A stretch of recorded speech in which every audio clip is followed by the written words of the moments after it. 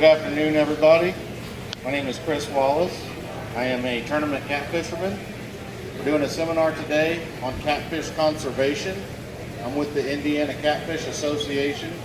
It is the oldest and largest catfish organization in Indiana. We were founded in 1990, so we're about 16 years old. We fish all over the state of Indiana. We are a 501c non-for-profit organization.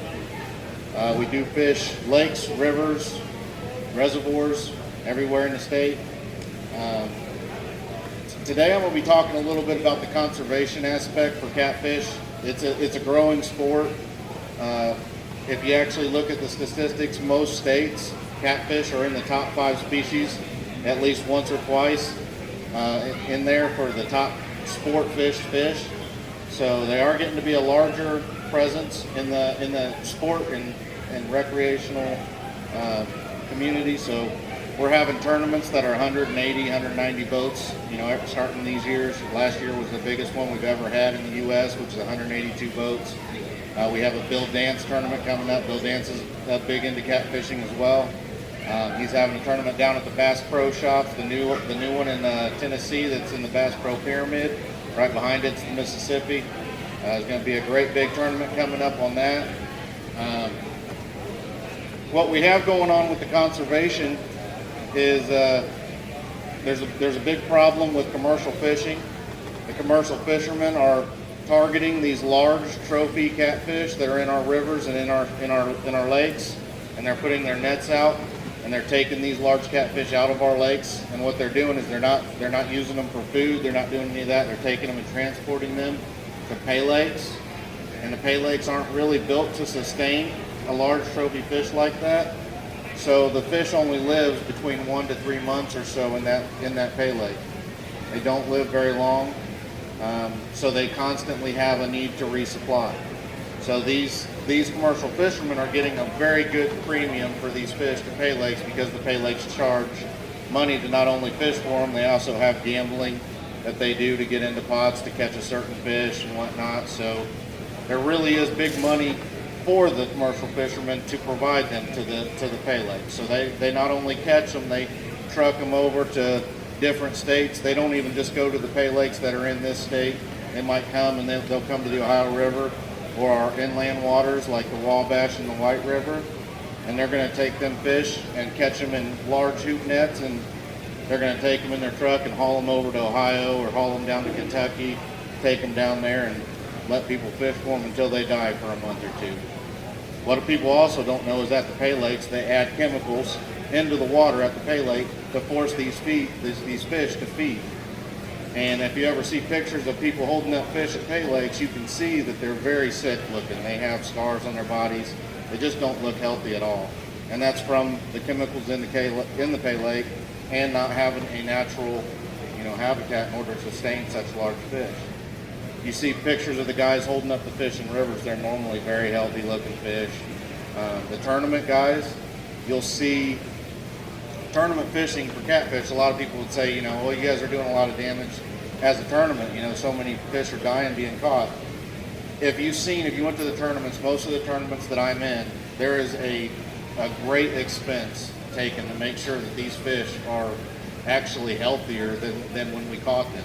There's oxygen added to the tanks.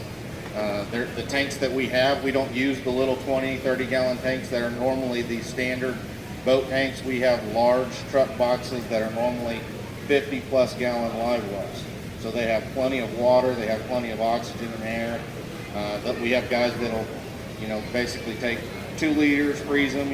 On the hot days, that's the worst time. The hot days is when your fish are going to really struggle in a live well. You got to have good, fast moving water, so you'll have like 5 to 1,000 gallon per hour pumps that are either pushing water in and out or recirculating the water. That'll help with keeping a fish alive, especially on hot days. Oxygen is a better thing to have on hot days. Not everybody has oxygen built in for their tanks, but they do put them in there. There's a lot of guys that are more and more guys that are starting to, because you can have just an aerator, a double line aerator, and that helps a lot. It's better than nothing. And just switching out your water. There's quite a few guys that just use aerators, myself included. I do want to add oxygen. I plan on adding oxygen soon. I've never really had any fish die on me because I use a 1,200 gallon per hour pump in and 1,200 gallon per hour pump out on hot days. I freeze 2-liter bottles of water, put the water in there. You don't want to change your water temperature too fast. It's one of those things where, you know, just like we don't really want to be, you know, in a 100-degree day and then jump into a freezer real quick. That's going to not do well with our body. So with the fish, it's kind of the same thing. You want to gradually change that water temperature, keep them alive, keep them healthy. You always want to be watching your fish. If you're in a tournament, if you're catching fish and, you know, you plan on putting it back, you know, catch the fish, take a picture, put it back in the water, get it in there as soon as possible. We try to educate a lot on the large catfish that we catch, where we see pictures of people that are holding a big catfish up by its gills. That's really bad for a catfish. I mean, you might see that catfish swim away after you put it back in the water, but you might have done a lot more damage than what you thought by holding that fish by his gills. Also, even with great big fish, holding them by their jaws, like flatheads and things of that nature, when you're holding them by their jaws, it's not a great way to hold a large trophy class fish. The bigger they are, the worse it is on them. What you really want to do is actually get up underneath the tail, and it's going to get you slimy. You're going to be slimy. You can't be a clean catfisherman. I don't think they exist. But you get up underneath that tail and you grab underneath his head and you almost support it like a baby. You pull it up and you hold it. You have a buddy take a picture. You make sure that you put it real easily back down on the ground. We've actually came a long ways in the catfish world. For tournaments, we have things such as the catfish weigh sling. And we'll put our catfish inside of a sling like this, and then we'll have it carried up to the live or to the weigh-in, to the scales. You can open them up, get your catfish in there. Normally you want to get this something like this wet before you put the fish inside of it. You dip it down in the water, get it wet. You can unzip one end of it, you know, get the fish inside of it. You scoot him in there. You got the handles where you can grab it and just carry it up to the weigh-in, or if you and a buddy can grab it like this on the ends. They have built-in handles, so your buddy can grab the front, you can grab the back, and you can support a very large fish correctly rather than holding him by the gills or dumping him in a bucket, you know, having him being upside down in a bucket without water or anything like that for a while. But those are some of the things that we're starting to do in the tournaments to help protect our fish, keeping them healthy, keeping them alive. We do like to make sure that, like in our tournaments, every catfish has to be healthy to be weighed in. It has to swim away, because if it does not and that catfish dies, you do not do well in the tournament. Normally you'll be losing a lot of points. So it all depends on every tournament trail. They have different rules for that, but almost all of them do not look kindly upon a dead fish. And you don't want to see at the end of a tournament a bunch of dead fish floating down the river. This doesn't look good for the sport. It doesn't look good for a club. So it's one of those things where we try to educate as much as possible at the tournament. I'm the president of the ICF. Sorry, I didn't mention that. I forgot. I am the president of the Indiana Catfish Association. It's one of those things where I don't want my club to look bad. I don't want the locals to see dead fish floating around the river after we came and had a tournament.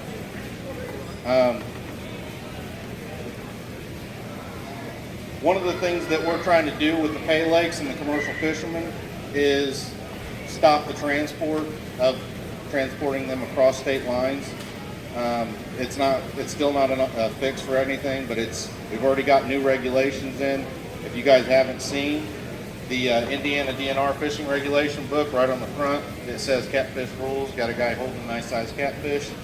That was in part to the Indiana Catfish Conservation Association and other catfish clubs, but the catfish regulations that are new for the state of Indiana, they are one flathead and one blue cat over 35 inches per person per day, and that is on inland waters as well as the Ohio River.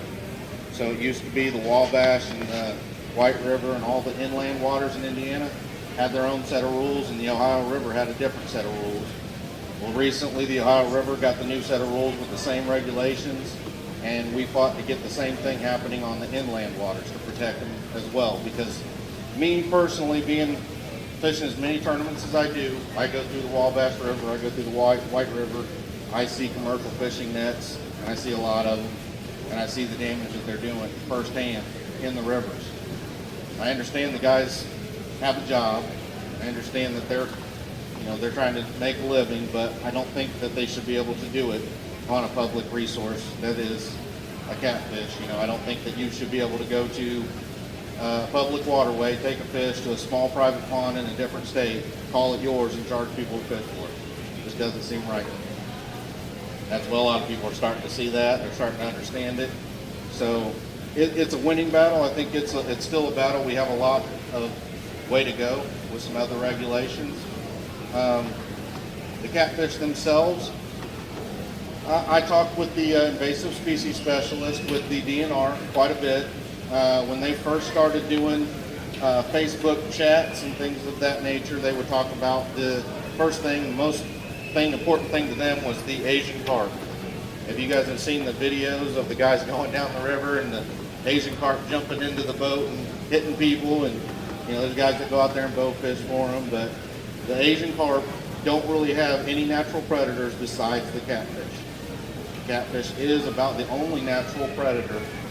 At a larger size, they have, of course, at a fry age, they're predator to anything. But as they get a little bit bigger, our 50 and 60 pound catfish that are in our rivers, they're going to be eating 5 to 10 pound Asian carp. They're not going to eliminate the problem by any means, but they are a natural defense that we have, and we should protect them.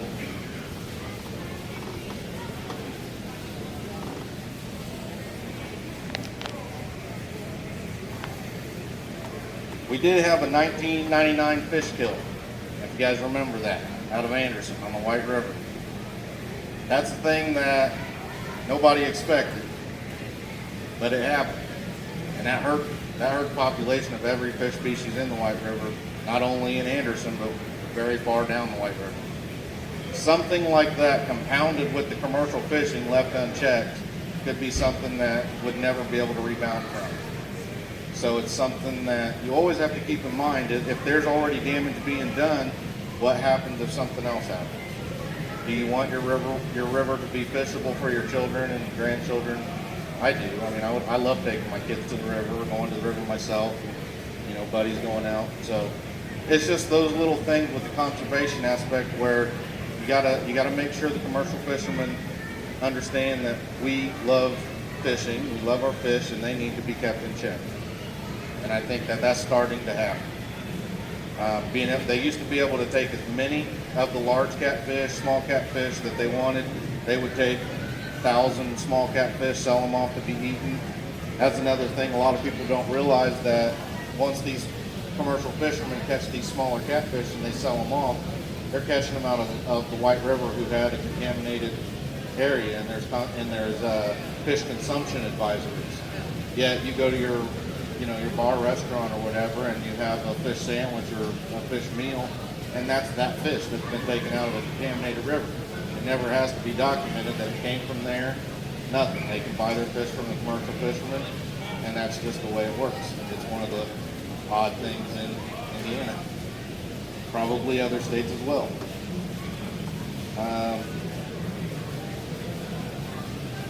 I don't really have a ton more on this. If anybody has any questions about the conservation, I can answer that right now. If not, we can go on and talk about just regular catfishing stuff. Like I said, I fish a lot of tournaments, 25 to 30 tournaments a year. I'm up here. I can talk to you about anything to do with catfishing that you want to talk about. But right off the bat, does anybody have anything about the conservation aspect? Nope. Anybody got any general questions, catfishing? Best catfish area, best catfish bait. I normally hear them. Anything? You look like you got something. Just anything? Your cut bait's a great bait. I can't tell you that a lot of people don't know in Indiana, any fish that you catch legally that's of legal size limit is able to be used live as bait. There's some fish that you're not allowed to transport, like carp. Any sort of carp you're not allowed to keep alive and transport, but you are allowed to say catch a 18-inch bass, largemouth bass, and use it for catfish bait. A lot of people don't realize that. Not a lot of people do it, but it is legal, as long as that fish is caught on rod and reel, not in a cast net or any other illegal means of taking the fish. The cut bait, there is quite a few different kinds of bait that I prefer to use as cut bait. Cut bait is great because it's fresh. Most of the time, fresh is what's going to win a tournament or catch the most amount of fish. Cut skipjack, which skipjack is a herring. Normally, a lot of the tournament guys there's places in Indiana that you can get skipjack at warm water discharges. Most of the guys go to Tennessee or the Kentucky Kentucky Dam, and they'll catch skipjack, which is, they call them Tennessee tarpon. It's a herring family. It's a fish that is an absolute blast to catch. We normally go down and fill a cooler up of like a 150 quart cooler with 50 to 100 skipjack a day, and we'll bring them back and freeze them and use them for the whole year. Any bait's always better fresh, but skipjack is one of those baits that you just want to have it even if it's frozen. And normally people do the best that they can to either vacuum seal it or saran wrap it and give it a good wrapping before it's frozen. But we'll use it all year long. Bluegill is a great. I always tell people that ask me, what can I use to go catch catfish in my area? I say just go catch bluegill. Go catch bluegill. You can use a bluegill depending on where you're fishing. If you're fishing for a flathead, bluegill live is great. Bluegill live for a blue cat. If you have blue cats and flatheads in your waters, live bluegill is a great bait. Cut bluegill, again, a great bait. Cut bluegill will catch all three species, flathead, blue, and channel cat. If you want to catch shad, that would be probably my second best bait to use. And if you don't know what a shad is, it's kind of a small silver shiny fish that schools up in most lakes and rivers. If you go to your boat ramp and throw a cast net, if you've never thrown a cast net, you can look online on how to throw a cast net, go out to your yard, practice with it, or you can buy a cast net at Walmart in the fishing department, normally $25 to $35, and you take the cast net and you just kind of cast it, throw it out there, and it drops down and it'll catch a bunch of these shad. You can pull them up on the bank, put them in a bucket. You don't got to use them live. You're not allowed to transport live shad and use live shad except for in about 3 lakes in the state of Indiana. The Ohio River, I want to say Monroe is one, and maybe it might be Geist, but I don't think it is. I'd have to look. But you always want to look for shad. Using any live bait, you want to make sure that it's legal in Indiana, because DNR will give you a ticket and a heartbeat for using the wrong kind of bait or not legal bait. Some of the best places in Indiana to catch catfish. I get asked that a lot. I would say, depending on what you're really after, if you're after a trophy class fish, there's probably somewhere close to you that you don't realize that's going to have one. I live in Muncie, Indiana. We have a very shallow White River. It's not boatable with a deep V or even a larger John style boat. Most of the time I'll see kayakers and things like that in that section of the river. But with that river only being 1.5 feet deep in most places, it still holds 40 and 50 pound flatheads, and people don't realize that. There's local ponds. There might be a community pond or something that you don't realize has good sized catfish in, and you can catch them. You can catch them with night crawlers. A lot of people ask me about night crawlers, chicken livers, things like that. Those are baits as a tournament fisherman. They work, but on average, they're not going to catch your bigger fish. Your bigger fish are going to be going after a bait that is more plentiful around the area. You don't see any chickens swimming in the waterway, so chicken liver is not really natural. Not there for what they normally eat. Bluegill, shad, even crappie. Crappie's a great bait. I don't use much on the dough baits or the stink baits, or most of the things that you can buy in Walmarts. Those just don't work very well. The best baits normally are your fresh baits that you caught. Creek chubs are another great bait. If you don't know what a creek chub is, you find a small creek that's going behind some stores or whatever through your neighborhood, and it has just a little bit of depth. You can take a small ultralight rod and reel combo, take a cricket or a bee moth with a little bobber about a foot under, throw it out there, and you'll catch. It's a really skinny fish, and normally they can be as big as 15 inches or so, and they're normally about 3 to 5 inches on average. But they're a great bait, especially springtime for channel cats, blue cats. You can even catch flatheads on them. You can use those live. You can use them cut. I don't know about anything else. What's that? Swift water. What about it? Chicken liver, you know, like I was just saying, it's a bait that works, but it's not a natural bait. So for me, chicken liver is going to catch your smaller size fish. If you're looking for eater size catfish, chicken livers, night crawlers, the dough baits, the stink baits, things like that. Those are the baits that I go to and if I'm struggling in a tournament, if I can't get the bigger fish to bite on my cut bait, I normally have something in the boat that is chicken livers or shrimp or night crawlers. I will have those in the boat to try, because in a tournament, the point is to get fish in the boat. If you're not doing it one way, you need to figure the other way out to get them in there. You know, it might not win the tournament, but at least you caught some fish. Go ahead.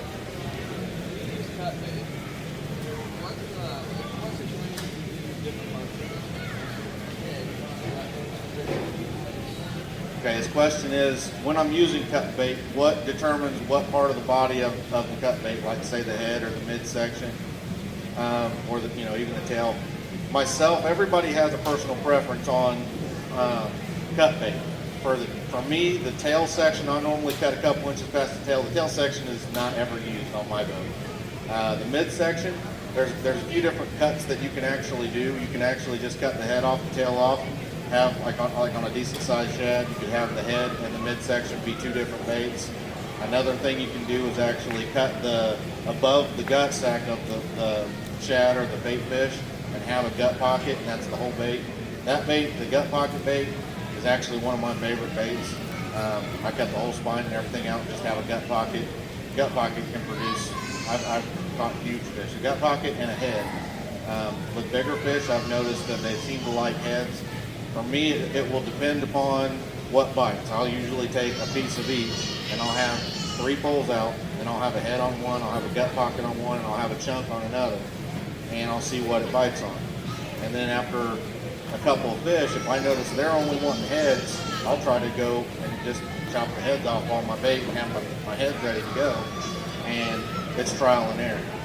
You know, I mean, normally there is, and fish are very, very particular about what section they want on a specific day. I mean, you could be out there one day and they will not touch a gut pocket, but every head you throw at them, they're going to hit.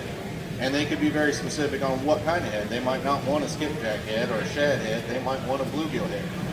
I mean, it is very, very difficult sometimes to figure out exactly what bait they want and how they want it presented to them. Anything else?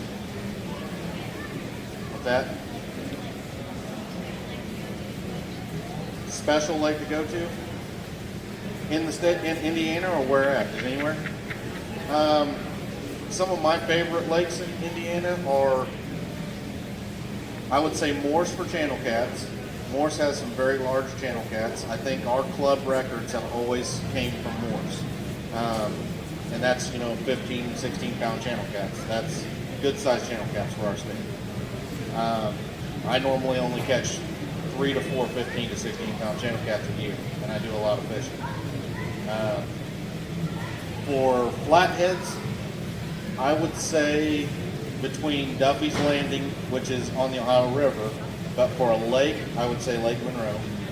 Lake Monroe has a lot of very nice flatheads. My secondary to flatheads would be Lake Schaefer up north. There's been some monster flatheads. Last year, a 55-pound flathead was caught with a huge, beautiful fish. Unfortunately, that catfish, I know, has since met its end by somebody. So that was unfortunate. I felt bad. They knew exactly where that fish was because the person who caught the fish told them, and they went back after the tournament and set limb lines and caught the fish and killed it. So Those fish, by the way, they take, 40, 50, 60 pound catfish in the state of Indiana. You're talking about a 40-year-old fish, 30, 40-year-old fish. They don't grow like that in 5 years or 10 years. They're not a, they're not a very easy to come by fish, and yet when we're taking them out at that size, you can only imagine how hard it is to replace that fish. And it takes another, there's not, hundreds of thousands of 40, 50, 60, 70 pound fish. So when they're being taken out, it really does hurt. And I will say this, the bigger problem is the time of year the commercial fishermen are taking these fish out is during the winter. And what happens is these fish, these catfish, will hole up, and every blue cat in a 2-mile stretch might hole up in one hole, and those commercial fishermen will come in and put their nets right in that hole, and they'll take them all out. And that's really what hurts, is when they catch them in the wintertime. That's what happens. And normally about 50, 55 degrees, then the fish start spreading out and moving back out of the holes. So, like this last weekend, we had a tournament out of Leavenworth, Indiana. The winning team had 150 pounds. They had a 58-pound blue cat. They had a 51-pound blue cat. They caught plenty more in the 40-pound range, and they sat in one spot the entire day. At this time of year, that's how the fishing is. Once you find the fish, you want to sit there because that's where they are. They're not really spread around like they are when the water's warm. Anything else? Oh, for blue cats, I'll go to blue cats because I did flatheads and channel cats. For blue cats, I would say that for lakes, I don't know of very many lakes. I will say this, Monroe DNR came to us and talked to us during one of our tournaments and asked us about our feelings on stocking blue cats in Monroe. And there's a lot of people that are for that. That lake is big enough, has deep enough water, has enough other fish that it would not hurt any other species. And so I do hope that ends up coming into play, because it's already a great flathead lake, it's a great channel lake, so might as well add blue cats to it. It'll be one of the top, Indiana lakes for people to go just catfish at. But besides that, it'd be the Ohio River. The Ohio River has the best blue cat population. My partner and I caught a 69-pound blue cat the year before last. That so far is our club in 16 years. That's our biggest fish turned in during the tournament. So I hold that record with him. Anybody?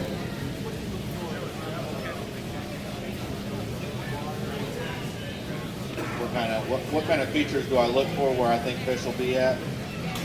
During a tournament, I have a very nice fish finder. I rely almost solely upon what I see on my fish finder. I have a Onyx 10 made by Humminbird. It has side imaging.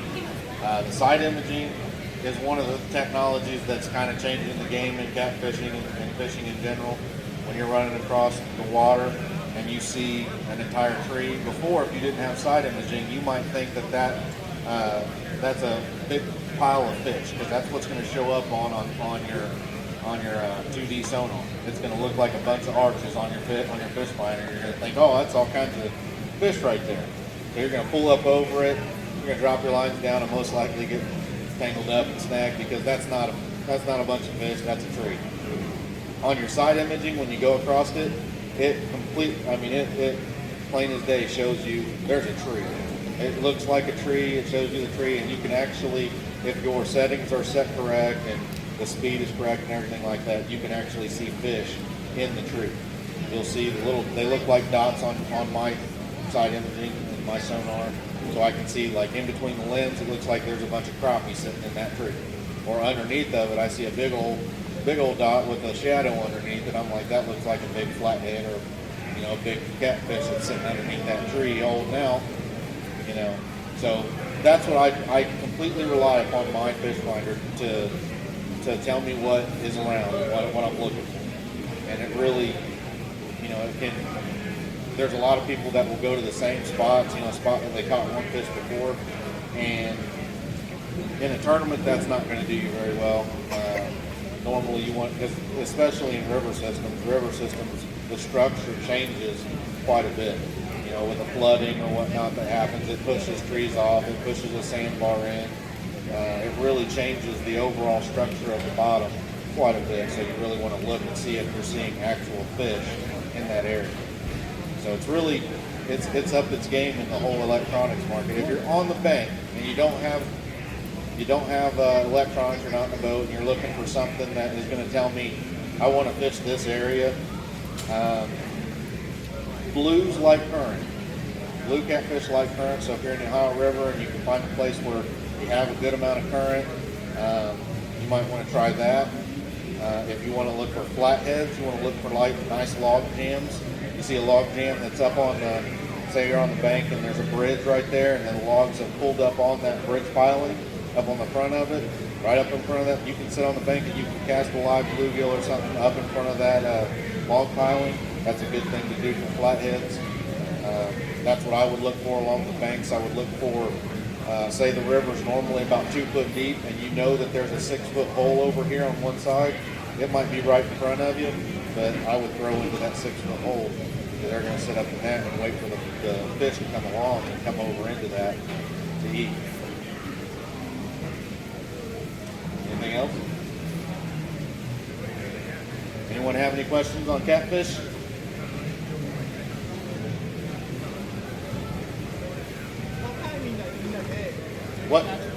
What time of the day do you catch catfish? There's a big misconception is that you can only catch catfish at night.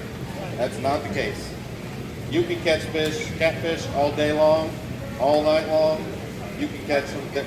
The best time, I would say, would be early morning, 6, 7 o'clock in the morning, and then normally in the evening, in that 6 or 7 o'clock in the evening, your dusk and dawn kind of times. Those are normally a little better, especially for flathead fishing, but other fish seem to feed as well in that same kind of pattern. But you can catch, a nice fish in the middle of the day, 3 o'clock, in the hottest part of the day, and there'll be days that, you can't catch anything until 12 o'clock at night. A lot of it has to do with the actual water temperature, the water conditions. Normally when the water's coming up in rivers and lakes, that's a better fishing time than when the water's dropping. When the water's dropping, normally the fishing is not that great. So you can go out any time of day, use any kind of bait, catch catfish. Anything else? Are they very slow in winter? They are very slow biting in the winter. I was just telling everybody the catfish will hole up in a hole, and they'll be all in one hole. And then every catfish in 5 miles might be in this one hole, and they might not all be feeding because that's normally a very slow, active feeding time. They don't feed very much. They do eat. They're always going to eat, but they don't eat nearly as much. As the water temperature rises, their metabolism rises. They have to feed more, and they become more active, aggressive feeders. So the wintertime you can catch catfish. It's just a tougher time to catch them, and you have to find the holes. And normally, and a hole is anything where the normal average depth, if it's a certain depth, say 5 foot, it could be a 7 foot hole, and that's it. Anybody have anything else?